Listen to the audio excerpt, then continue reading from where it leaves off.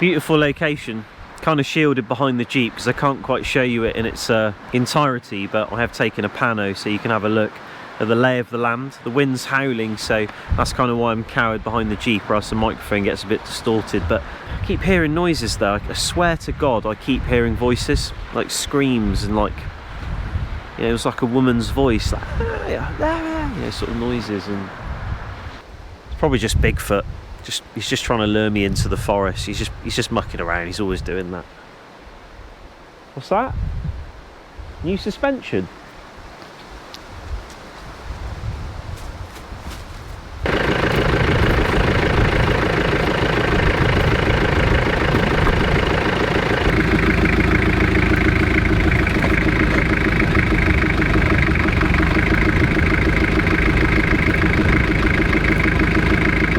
I've just levelled the vehicle a little bit, just say the draw system at the back's kind of level, so like the platforms are level when I'm cooking and stuff. Doesn't matter about the awning rooms, you can adjust the poles, and it's a nice position now because there's no wind here, so I can obviously cook and have a decent time with that.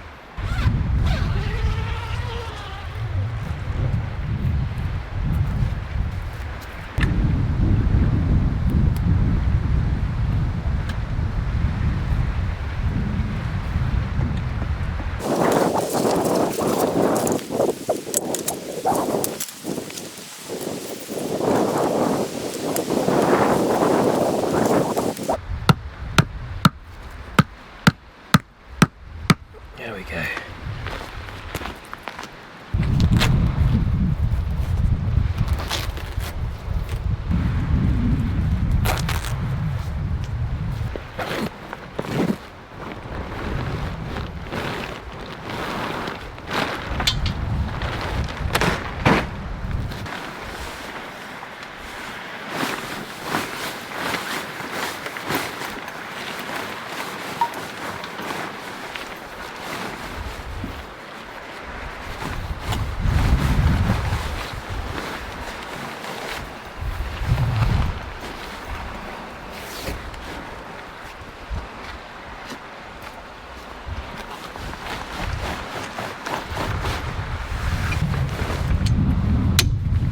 It's a really useful room, this, in the winter with the diesel heater. I've only ever done one video where I've shown that, although I've used it a few times, and I've always been pretty happy with it. It's been a good room. It's not really thick, but it's thick enough to hold the heat. But probably get this thing pegged out pretty fast. This wind's picking up.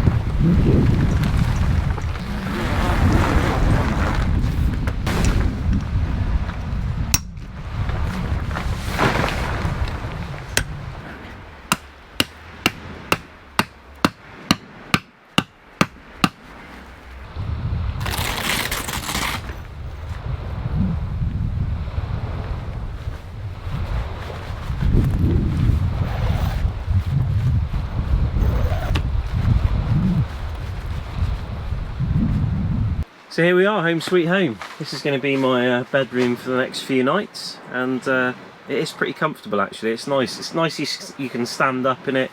You have a great view out the windows too, and then you can batten down the hatches in the evening if you want to. I probably will because the weather's kind of lame this summer, but I like one thing about it, and that's I can access inside the doors and stuff here without kind of going out that door all the time. So one thing I really need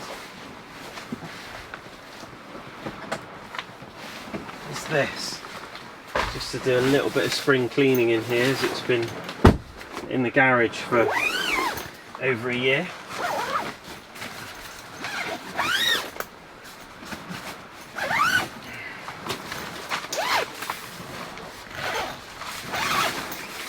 And another thing is the bedding, which is right here. So it works out kind of well for not having to go outside all the time. And if you need to retreat into the vehicle because Jimmy Savile, or I mean a bear comes, then you know, you'll be all right, maybe. This is my sleep gear, and I've got some duplication on board. So this is the sleep gear you would have seen me use in the old rooftop tent, but now I just use it when I'm at camp and I'm sleeping in the awning room, or Meg uses it for example, although she refuses to sleep in the awning room. She likes the Coleman Kobuck because it's a blackout tent, and I get that because it is really tough for Max to sleep out here when it's daylight all the time. He just doesn't understand, and he'll wake up at like 2-3 in the morning and he won't go back to sleep. So you know, until he's older and he gets that, it's just easier for them to be in the Coleman Kobuck on this sort of gear here, and then I usually sleep in my backpacking gear, which I've got in the back of the car, in that sort of synthetic LK35 replica that I've got in the back there. So I've got sort of duplicates on board, stuff for hiking if I leave the vehicle and I go off, which is unlikely over these next few days because I want to be here. But I've got this stuff here so I can be in comfort if I want to be. That's what I tell myself. Basically, I've gone soft.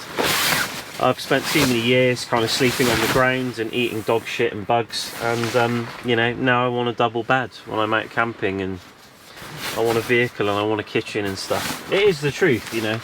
I'm almost 40 years old. This is a super comfy double mat. It's great in the winter too, because it does crazy cold temps. It's got foam in it and obviously air pockets and things, and it's self-inflating. So I'm just going to leave this here. You don't even actually really need to inflate it. Just leave it here and let it do its thing, and it should be good to go. And by the time I get to bed, it should have inflated itself enough to be a decent layer. But yeah, I think I'll sleep there tonight. Just keep that locked up till later, or else all the dirt's going to get in. But that should be a pretty comfy bed. Oh man, I could get to sleep already. I'm tired. It's probably because I'm hungry. Been driving all day, exploring, done a bit of hiking, not too far, but went in that little valley, tried to look for more snakes and stuff, but man, it was boggy as hell. There were mozzies everywhere, but definitely a cool place to go back and camp in the winter or in the autumn. Be a beautiful location, not too close to the cliff. Someone will probably take a dump off the edge and take me out.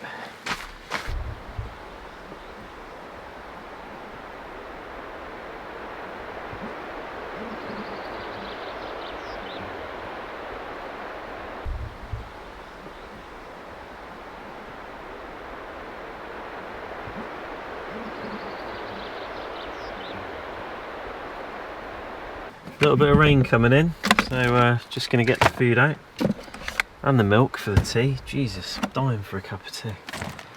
That's it. Might have a bit of chocolate as well. Try not to eat all of it. I have to tell my friend when he comes tomorrow to bring some supplies, maybe. More chocolate is what I'm talking about, basically. Rice, seasoning, some gas. Use that one. Tea bags. And that's it, I think. Got some pretty good stuff for tomorrow. Got some pancakes. Whoa. Tun bread. The best. It's going to be great.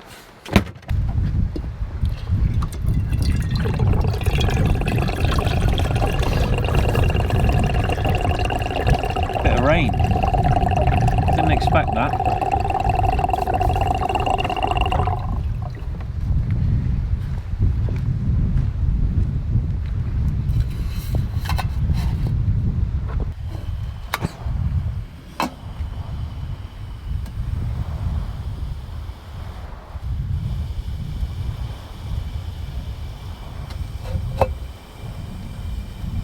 Right.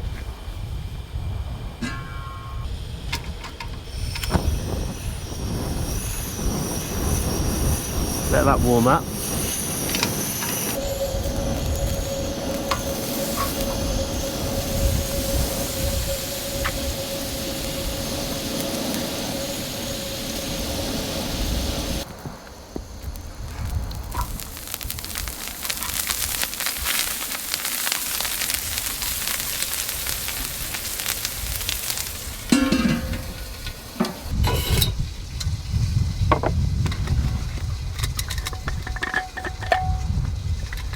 Save the hot water for later. Oh, you're the clever one. We're gonna have a Yorkshire tea. They're in short supply, but oh, the potency. You don't understand, but some of you do. Some of you do.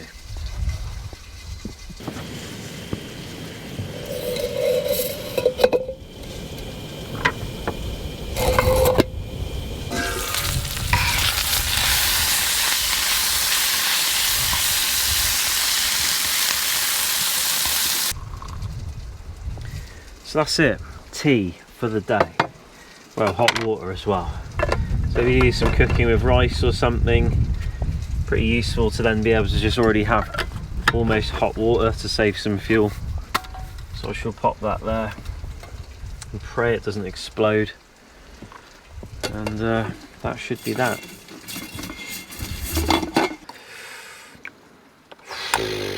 Decent.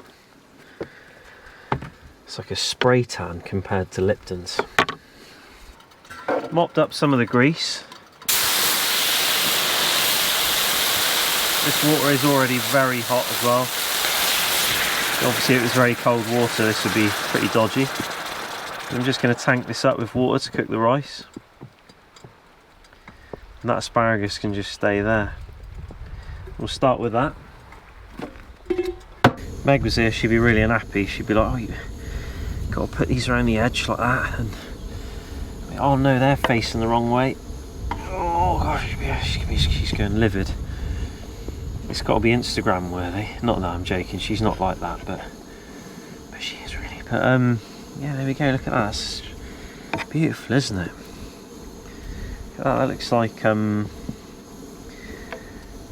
it's like your eyes, Meg. Beautiful.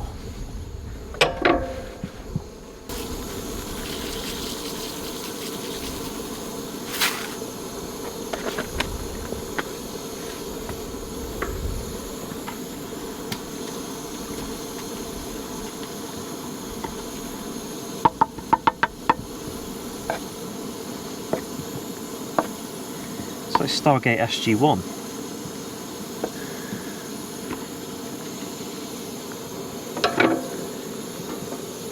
Put that on.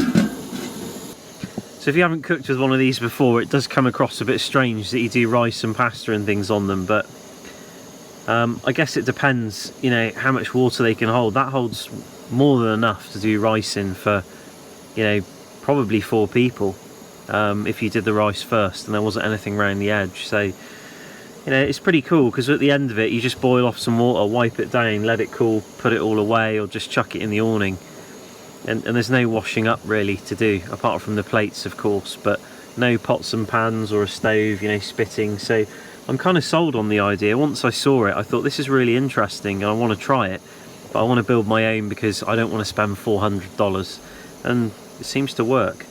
And I like that the stove underneath is my backpacking stove, so I would take that off, I chuck it in the LK, go for a hike, and you know, it's all the same transferable kit, if you get what I mean. You're right, you bastard, it's me, Toby. I'm going overlanding with me mum. Going for a little while now, it's about 5 minutes. Probably need to top up a bit of water on that. It looks done though. I haven't actually changed the water once on it. I mean, top the water up, not changed it. But that's just because of this stainless lid. So give it a try, see what it's like. I mean, that is almost there. Probably don't even need to top that water up. Just put that back on, let it cook.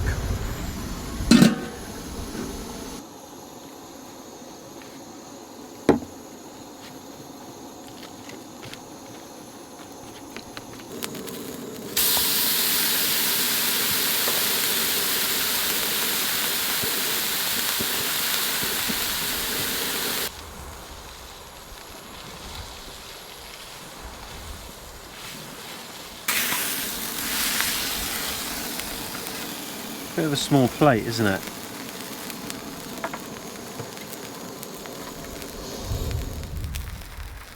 Let's see if the meat's tough or not. Not at all. Really good. I like it medium. Meg likes it medium rare. So I guess that hot plate's big enough to shift something out of the way if you want different, I don't even know what you call it, cooking things.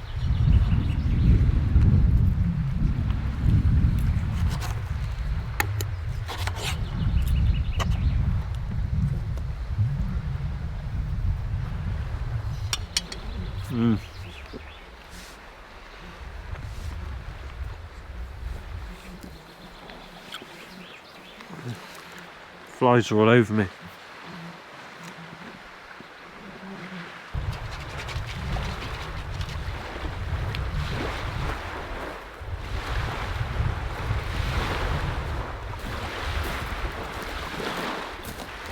Pretty easy to clean up this hot plate. I definitely recommend this lid though. Honestly, it transforms the cooking of this, makes it so much better. I mean, it's quite a big thing, but you know, when you compare it to a stove, and it's kind of the same size packed away, and then that's it, it's basically clean. So you just boil off all the crap, it all comes off, and then you tip it away. Just shut that off. It's done. Tip it away. Can dry it off now, and it's done and dusted.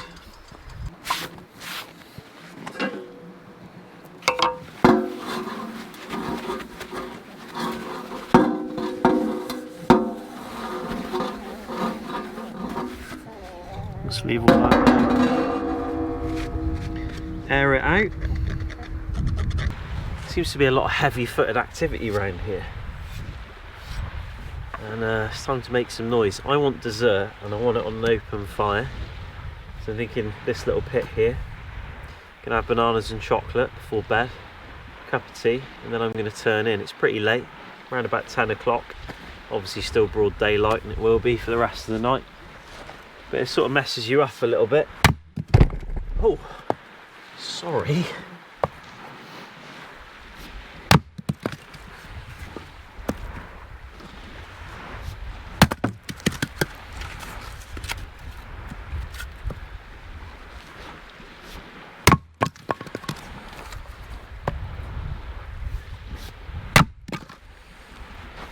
There we are.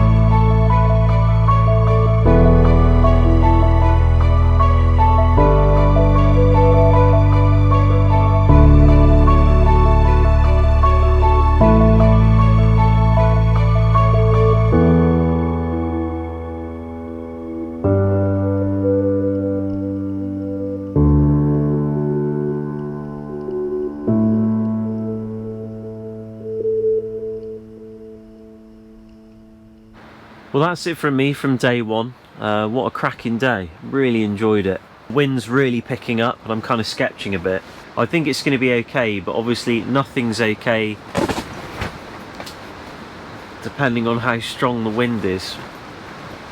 and that was just Velcro on the actual window, kind of ripping away and separating a bit, and that's just because I've got it pinned down pretty tight. But yeah, we'll see what the weather's doing. I mean, hopefully it's going to be an okay night. I've got some earplugs, so that'll be alright. But yeah, I should have thought more about the setup and maybe put the vehicle like that, but I wanted the cooking area to not be super windy, you know. I wanted to be a bit more comfortable at the back of the vehicle. But yeah, I'll see you in the morning. Hopefully this awning room will still be here.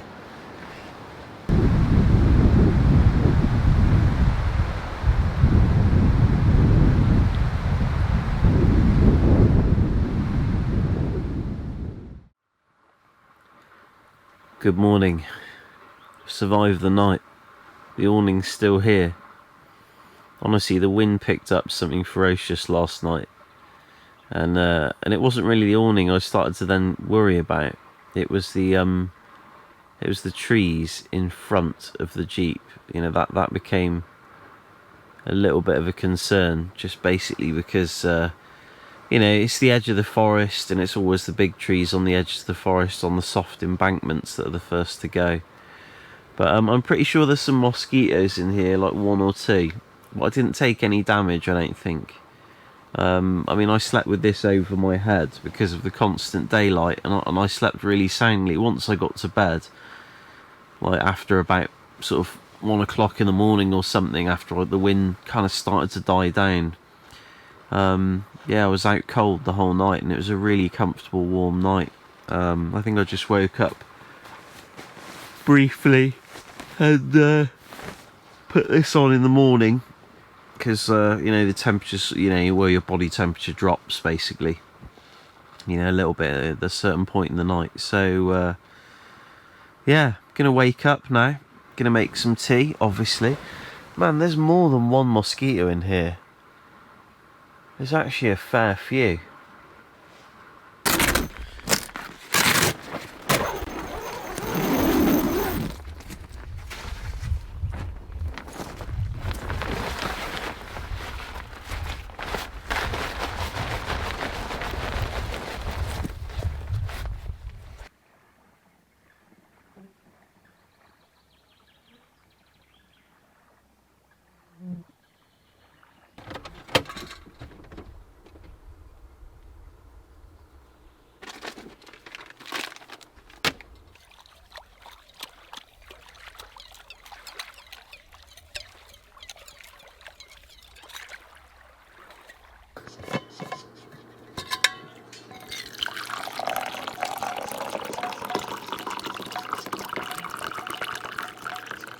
See how warm that is. I think I'm going to go with an open fire this morning, do some pancakes with banana and Nutella. That's the way I'm going to roll. I would love to get this on the open fire, save some gas really, and get rid of these flies. Should be able to just stand this in here. Yeah, like that. That is beautiful. It's off the ground as well, I love it. So cut some logs up. This is a fantastic place to camp,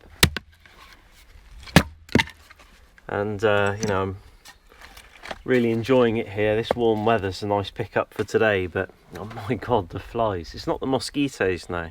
As I said, it's too warm, they dehydrate, but it's the knot.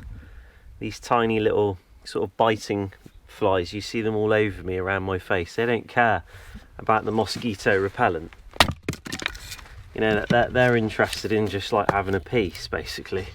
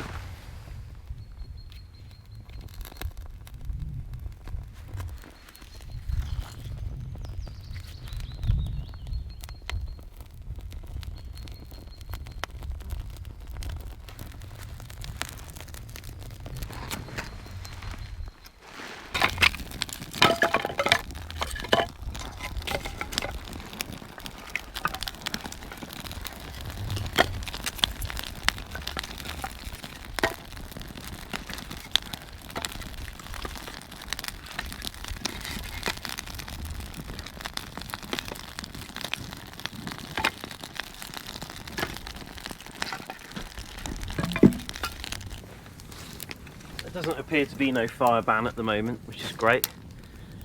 So I can have a nice open fire, save some fuel.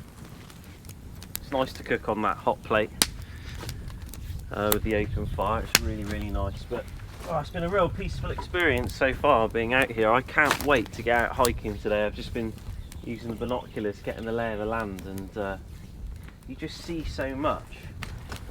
You see so much more when you're walking as well. Like the thing about driving around the car, you've got the sound of the engine, you're moving pretty quick. And you know, it's nice for getting places fast and for having a comfortable camp, having like a base camp. You know, if you're going to spend, like I am, a few days here, you know, you've got some comfort, but then you can go off out and, you know, do some exploring and stuff. But I'm going to head up to the top of this this cliff here.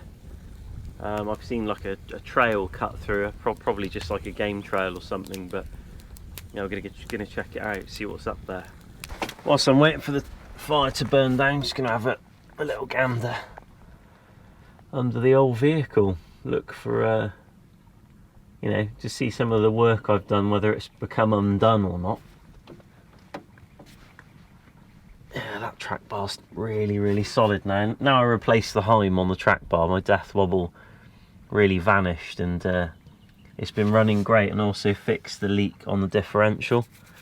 It was leaking like where the shaft went into the pumpkin, basically where the housing went into the pumpkin, and I don't really know why. I guess years of movement and everything else, so I had to open it up again, bit of silicone round there, welded round there basically and everything, and it seems to have stopped. There's actually a tiny bit of oil residue there, but it's not like absolutely dripping out everywhere, which I hate. One thing I have replaced is the front drive shaft. This one's 30 inches compressed. It's a very long shaft, and I think it's from a 1989 4 litre.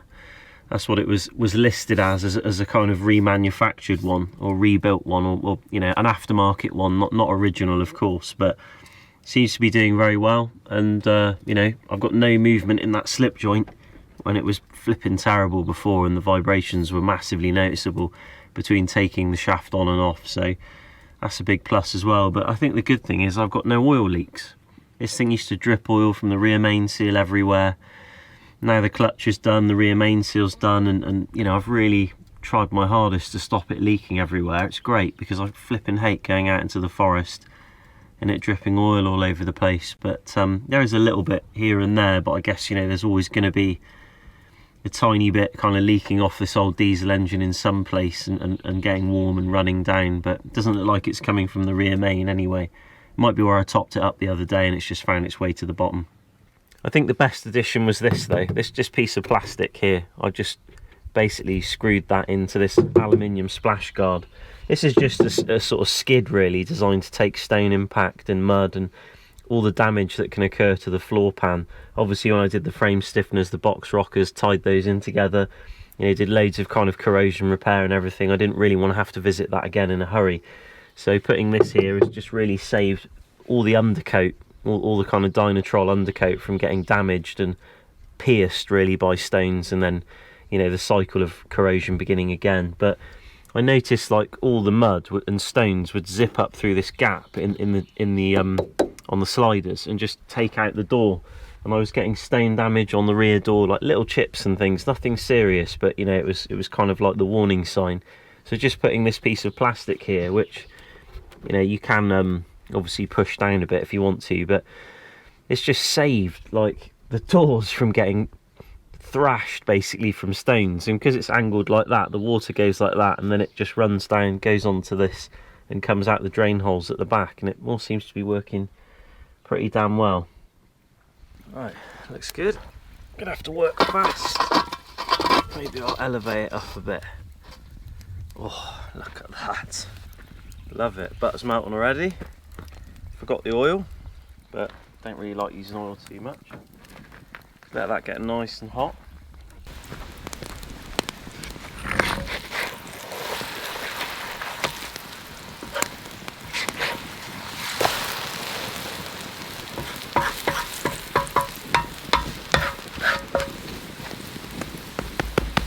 American style, nice and chunky. Fit on my plate as well. Try another. Maybe go a bit bigger this time.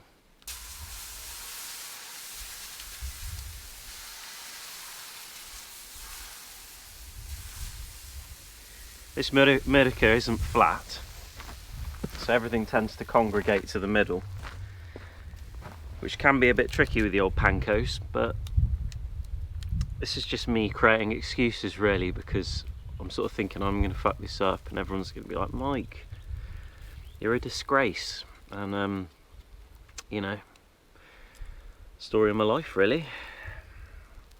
Water's looking super calm though, right? Perfect for fly fishing, but by the time I get done with this and I start doing that, imagine a gale force, it's like a level 5 cyclone's going to come in like last night. I was really worried about these trees.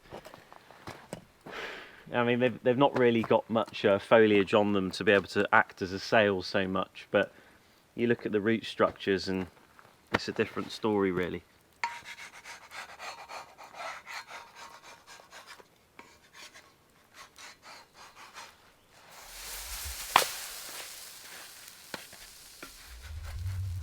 It's flipping high, isn't it? Maybe like that. Well, they look a lot better. I'm sure they're going to taste a lot better than they look. Not a meal I'd have every day, but nice to have when you're out camping. But I mean, you know, a lot of butter and a lot of fat and stuff. You'd be a tank if you ate this every morning. Let's try it. See if they're any good.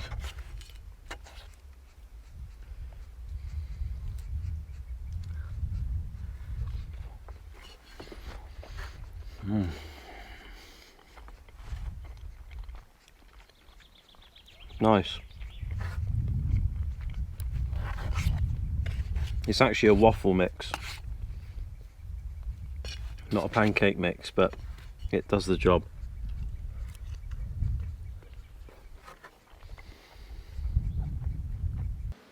Fridge has been running kind of non-stop really on the lowest setting, still got 63%. It's drawing 30 watts at the moment. So, you know, it's saying I've got about 15 hours left. Oh, now it's just tripped up to 47 hours. I guess it has to turn on periodically to try and tackle this heat. But, yeah, quite happy with that really. I wasn't sure whether that River Pro would have enough juice, but it seems to. It seems to be doing all right.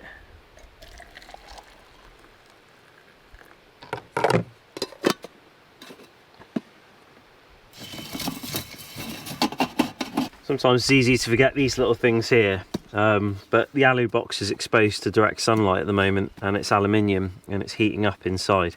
It's just dry food in there, so I don't care, but these are in there too, and I'm just moving them out. So I mean, these three feel cold actually, which is good, but this one here is a bit warm. So you know, until it gets pushed back inside the vehicle and is out of direct sunlight, they're going to stay there for a while. I'm using the LK. The replica LK. I call it a replica. I mean, it's like a rebuilt super lightweight LK, and I think it's made of Dyneema, which is like a sort of very light material, but it's very strong, so it feels almost like a plastic bag when you're using it, when you're doing stuff with it. It sort of doesn't feel like it's as strong as it is, but it really is. But I've just got a rain smock in there. Just going to take the med kit. I've taken that out of the vehicle. I've got one big med kit, and that gets transferred into the back of the pack when we go somewhere. It's quite large, but you know, I generally don't find I need a massive amount of space with the stuff I take these days. A little bit of food as well, some chocolate, and I got a Camelback with some water in, so I can have a drink while I hike. And that's basically everything going to be taken with me. It's a pretty comfortable pack. I wouldn't say that it could cope with the same weights as the LK, like my LK35, when I actually go out just with that pack, and that's like the equivalent of the Jeep. You know, that's weighing in at around 20 kilograms fully decked out in the winter, you know, and it holds that weight very well. Whereas this, I'd probably say a max of 7 is comfort for me. But there's still a lot of space left in it, and you can strap the the tent along the top. That's what I normally do. I don't like it at the bottom, and I stuff the sleeping bags inside because they're both down bags and they compress really well. So most stuff I just hang off of it really.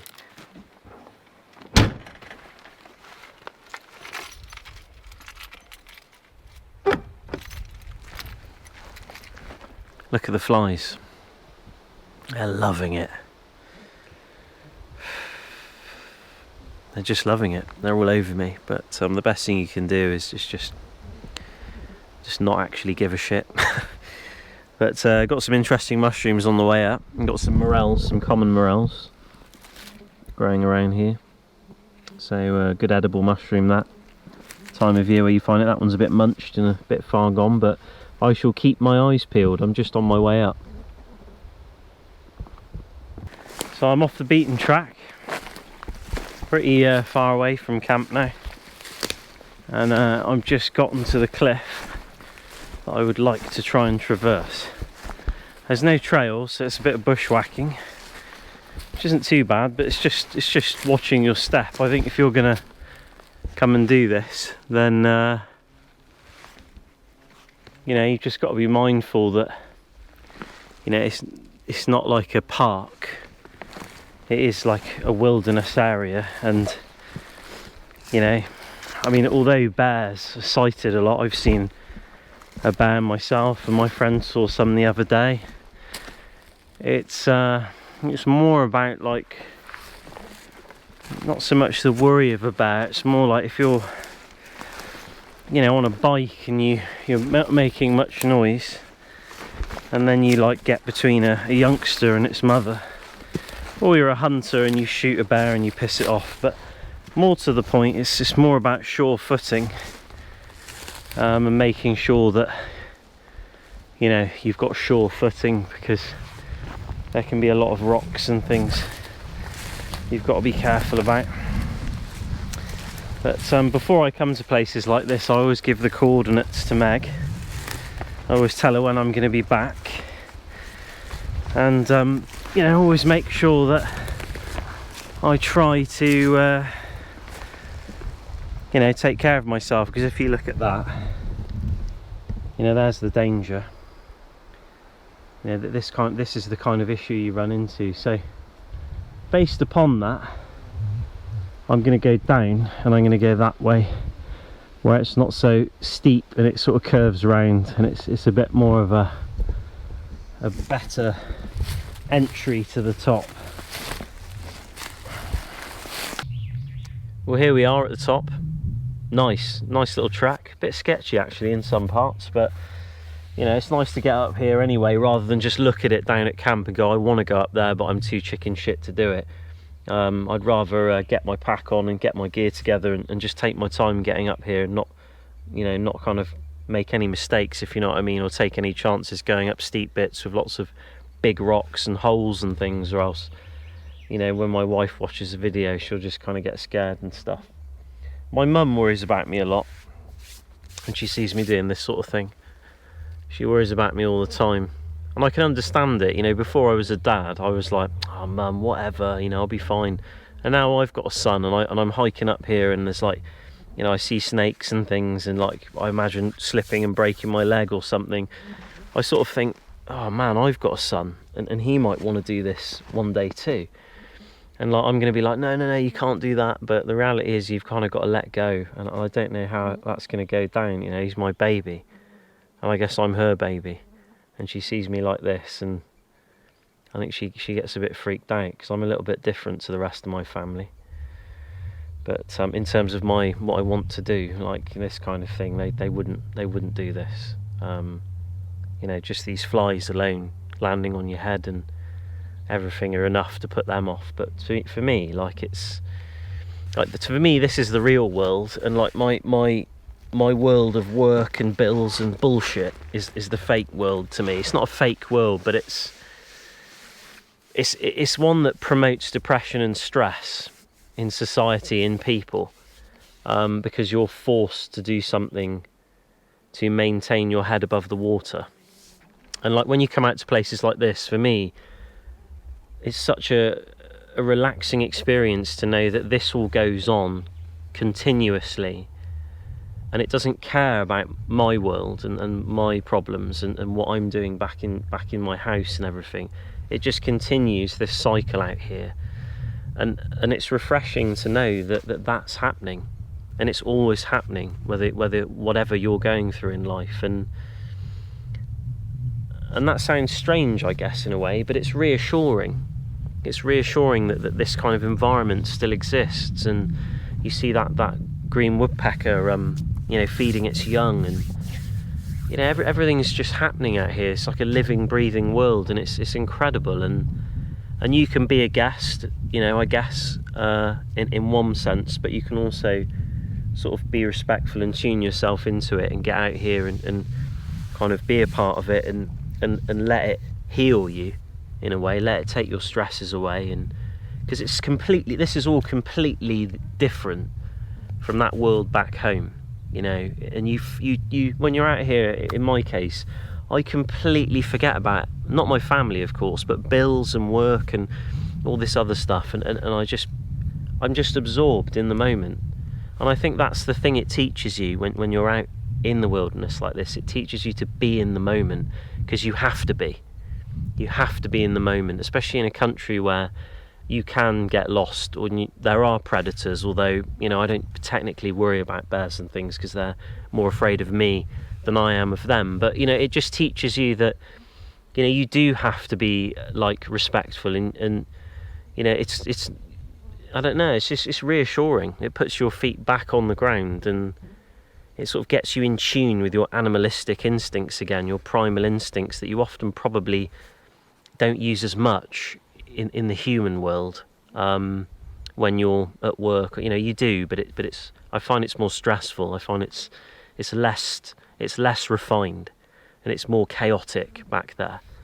I see it with Max as well. When we went away last year, and we went away for 2 or 3 weeks, he was like a different child at the end of it. I mean, kids that age grow fast anyway, and 2 weeks is like a year's development for an adult almost. But it just saw him becoming a different boy, and it is stressful in a way when he's with me, because he's a little child, and there are things that can harm him around, and you have to keep your eye on him. So you sort of have to then be in the zone of like a parent, just 100% like a parent, like the bears looking after their cubs and things, and that's a completely then different experience altogether, and it's best to take it in turns if you've got your missus out here with you as well, or else it can be quite intense. But yeah, this has been a real healing process for me. I've got another couple of days here, so I'll be here tonight, and I might be here the night after,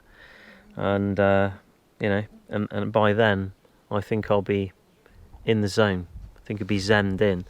Hopefully Ivo will be here soon, and do some fishing together on the boat. That'd be sweet.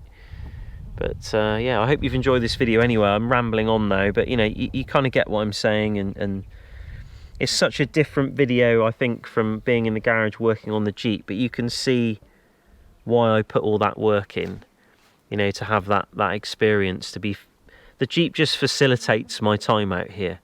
So although most viewers, from what I can see from the I don't know whether I'd say subscribers, because subscribers are generally a more committed viewer, but the people who tune in and out and are not subscribed tend to be interested in the kit, so they'll tune into camp setups, and you see the spikes when you watch the audience retention between subscribers and non-subscribers. This is the other side of the bullshit story.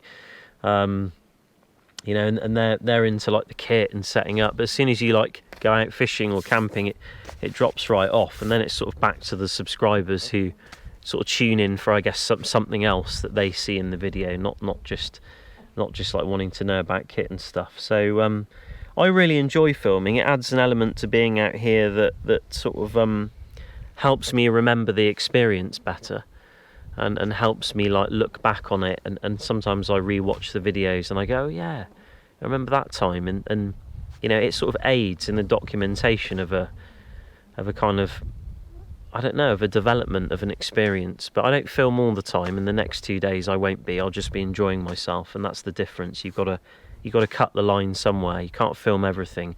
or you end up kind of like how I was on my last channel, where you stop kind of wanting to film it because it takes too much away from the experience. But like usual, I've talked a lot at the end of the video, like I normally do. It's kind of like my way of seeing who's left. It's not a test, but you know, some people comment about what I say at the end of the videos, and I think, oh, there are more than 3 people awake. But anyway, I hope you've enjoyed it. Thanks for watching. Leave a comment. You know, if you've got any questions or suggestions, please leave them. If you've got any tips for fly fishing, I'd be more than grateful to sort of take them on board. I'm a total beginner with that. Even though I look semi-pro / expert. All right. Yeah, semi-pro, but you know, just leave me sarcasm. Leave me some comments about it if you've got any tips of like flies and things. But thanks for watching, and I'll see you in another video. Take care.